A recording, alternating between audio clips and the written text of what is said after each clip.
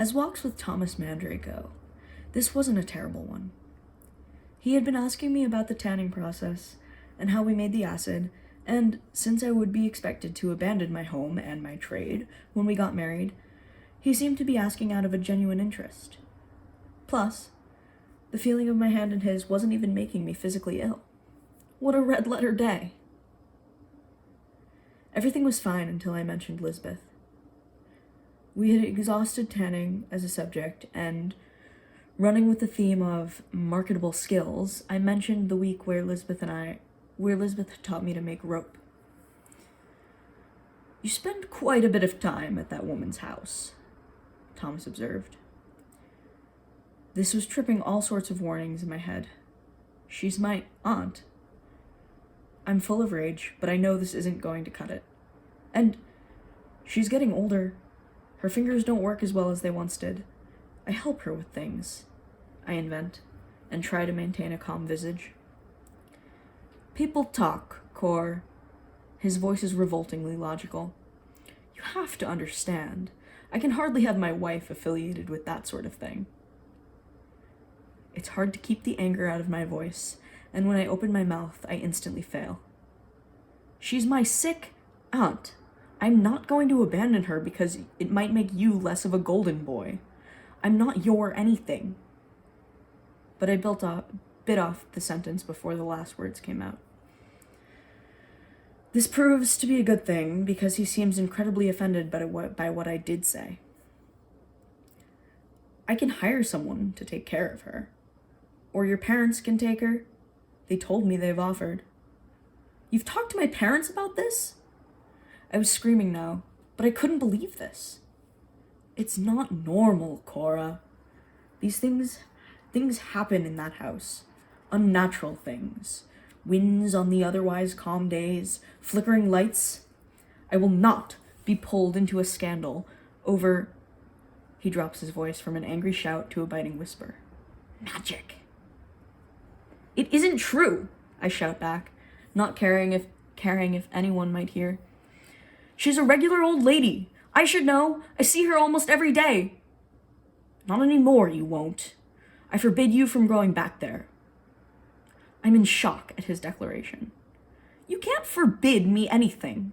I'm not your wife yet, Thomas. And if you think for 1 second I'll marry you, if you separate me from the only person I love, you're crazier than you claim Lisbeth to be."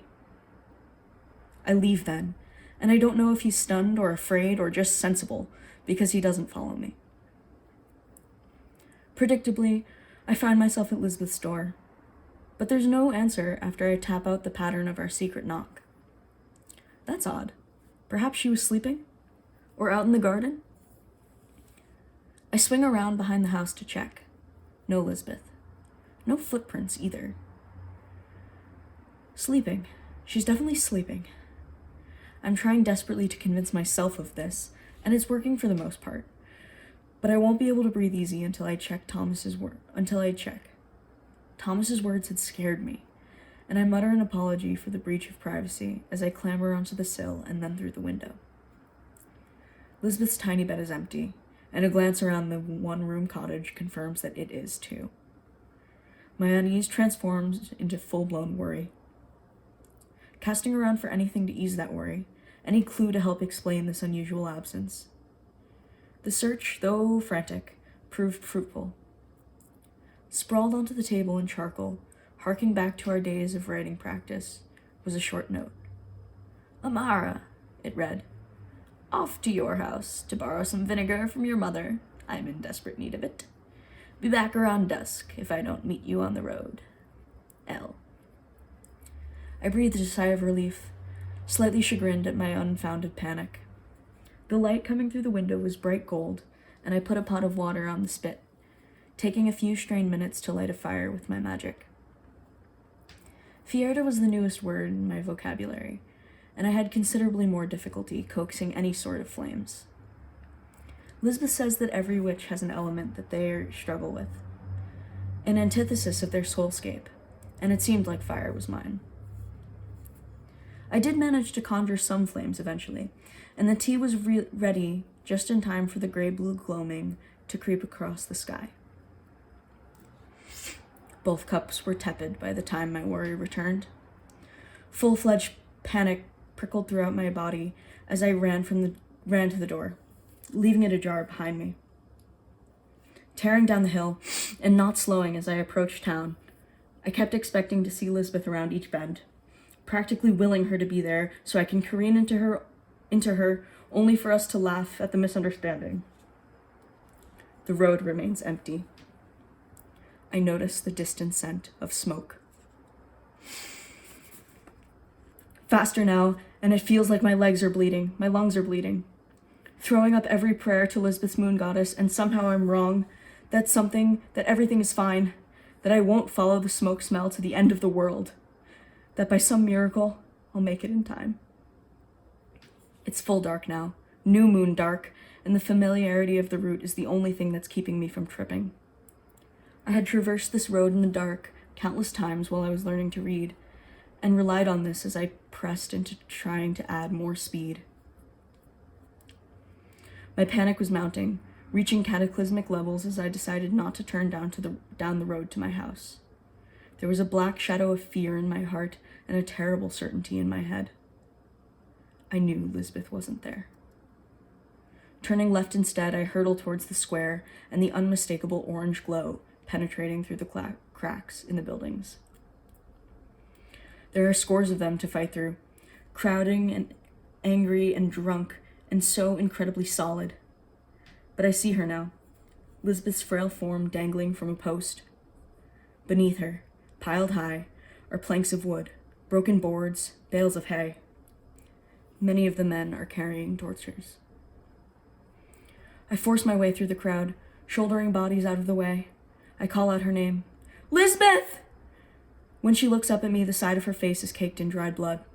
Her eyes glaze over with fear. We lock eyes. Don't! She screams. And I know she's talking to me and not the mayor, but there's no way in cold hell I was about to let her die. Lisbeth is shaking her head and mouthing run, but I ignore her. I open mine, words on my lips that can put a stop to this, words that will save my family, save her, and punish the people so quick to turn vicious, raise this cruel scene and damn them. I'm too late, though, and Lisbeth speaks first. The words are unfamiliar to me, but I recognize the rasp and timbre of the ancient language. Good. We could fight our way out together. Eorin! I roar, intending to rend the life from every murderer in the square. But nothing happens. Mayor Mandre lights the pyre. No! I'm screaming, keening. I struggle forward, determined to pull her down with my hands if I couldn't reach her with my power. Strong hands grab each arm above the elbow, and I can't break their grip. Lisbeth! The flames have spread in earnest, consuming the hay in brilliant flashes of light. The fire burned higher, and the most adventurous tongues of it reached her feet. The grip on my arms was bruising, but I did not care. My captors hit me, but I did not care. I had to stop this. I still believed I could. Weavereska! Weavereska! I was thrashing and sobbing, the tug of magic inside me completely unresponsive. Lisbeth's dress had caught, but she wasn't screaming. She hung there, impassive, as her flesh blackened and curled. Erlefseti, Weavereska, Fierda, Eorin. Why wasn't it working? If there was any moment where my emotions should have fueled my magic, it was this. I didn't understand, and if Lisbeth had enough magic to not feel pain, then why was she letting herself die? What had she whispered to me? Had she dampened my power? Each word was a sob, but I kept spitting them, fruitlessly hoping that this time it would save her. Behold, announced the mayor, the devil is keeping her from feeling pain. The witch is guilty. The crowd cheered, in ugly, frenzied lowing, and I kept trying, Lisbeth's name interspersed with the words she had taught me. Despite my thrashing, I had barely budged in the man's vice-like grip. I changed tack, looking around to anyone, trying to find an ally, a sympathetic face I could appeal to. The only face I see is my mother's, distorted into a mask of hate and bloodlust. She cheered as her sister's flesh blackened and filled the air with the scent of roasting meat. Monsters! You're all monsters! Your God won't forgive you for this. This must have crossed a line with my captor, for his fist smashed into the side of my head. My temple, holy, sacred, saved. I slump in his grip, and the world lapses out of focus. Elizabeth speaks again, though. Her body is horribly twisted. The wrong shape, refracted by the fire that is completely engulfing her. In my dazed state, I can't tell if she's speaking aloud or not. This place is a poison, a wasting disease that infects its babies. Her voice sounds strange. Her mouth is full of fire. Anyone brave or decent or still in possession of their heart should run from here and discard the memory in the water. Anyone who remains shall be lost. Good luck, good luck, good luck. May the moon keep you. The last words are barely comprehensible, and even if she wanted to say more, she clearly lacked the vocal cords to do it. The smoke or the screaming or simply the horror of it was finally too much to overcome, and I blacked out.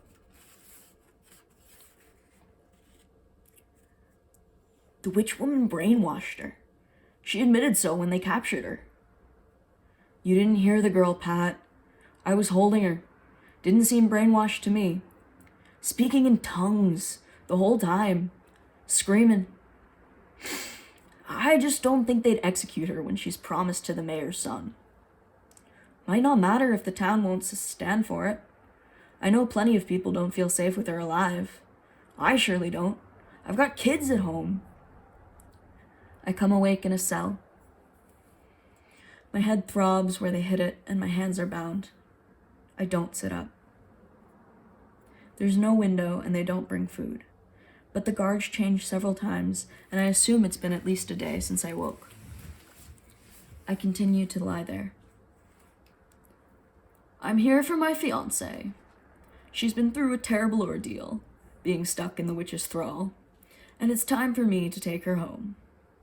To recover. I don't know if we can do that, sir. She might be dangerous. It's my father's orders. And look at her. Does she look dangerous to you? No, but in the square, little Cora was under a spell. She was the witch's oldest victim. Who knows if anything she's ever done was free of that vile woman's control. The girl doesn't even know who she is. Now unlock the cell so I may collect my wife. Of course, sir. My apologies. A click, and then the squeal of rusty hinges. Hands on me, leading me bodily out of the cell and up a flight of stairs. There's a faraway sensation of wrongness, like I should be doing something else, anything but this. The sudden glare of sunlight blinds me as I am led outside, and I am disoriented, too disoriented to hold on to the thought. We walk through a crowd of people, me and this person whose arms have me in a vice-like grip. Wrong, but I still can't place it. The voices around us are overwhelming and the sun is burning through my thoughts. Burning. My mouth forms the shape of the word and I smell sizzling flesh. No, not yet, not real. I tamp down the panic and lose it again, disappearing once more into the fog. It was obscuring the other end of the lake. All ends of the lake. The white mist was dense and no shore was visible to me. I sat down in the warm water, no longer trusting my legs. I was chest deep now, sending ripples out into the fog. It was nice here. The next memory I have is not at the lake, a fact that is very distressing to me. Rather, I am on a bed, propped up against a wall of pillows. There's a man here too, and it occurs to me that I hate him. His name is Thomas. Thomas leans in close to me, tucking a curl of my hair behind my ear. You're mine now, Cora. Welcome to your new home. His face hangs there, and for a moment, I think he's going to kiss me. He rises instead, wearing the look of a man who knows that time is on his side. I was right. I do hate him. The thought is the last one I register before I'm back in the lake, hovering in the benthic depths, silt clogging my mouth and clouding my eyes. I spend most of my time in the lake after that, which is good. Every time I leave the lake, Thomas is there, draping pearls around my neck and trying to talk to me. The pearls are heavy. They weigh me down. I surface one day and someone sits on the edge of the bed that is not a lake. It's my mother. She wears a face that I recognize, one that, if it had deeper wrinkles around the eyes and mouth, would belong to someone else. Livy? I don't respond. Almost her face. Lisbeth's face. I'm so sorry for what she did to you. I should have known, should have seen. Suddenly, the water is clear, liquid glass all the way down. I can count the grains of sand on the lake floor. Who are you lying to, Mother? I remember now. Not everything, not yet, but enough. For me, the girl so stricken you could invent any truth and she'd believe it? Or for you, the traitor who sent her sister to die? Her hand flew to her mouth. She wasn't expecting this, clearly. Quiet. If they think you were anything other than cursed, they'll kill you too. People have stopped coming into the tannery. Some of them don't believe your lover's little lie. It was a hiss and panicky. Don't pretend you care about anything other than your reputation. Is that why you did it? Was she really that much of a blemish to you? Was I? She stands up, righteous fury playing across features that I was used to seeing in a much kinder shape. I'll be sure to tell your dear Thomas that you're feeling better. Witch. Murderer. She left, visibly shaking. It felt good to be angry again. Thomas came in later that night, and I feigned confusion.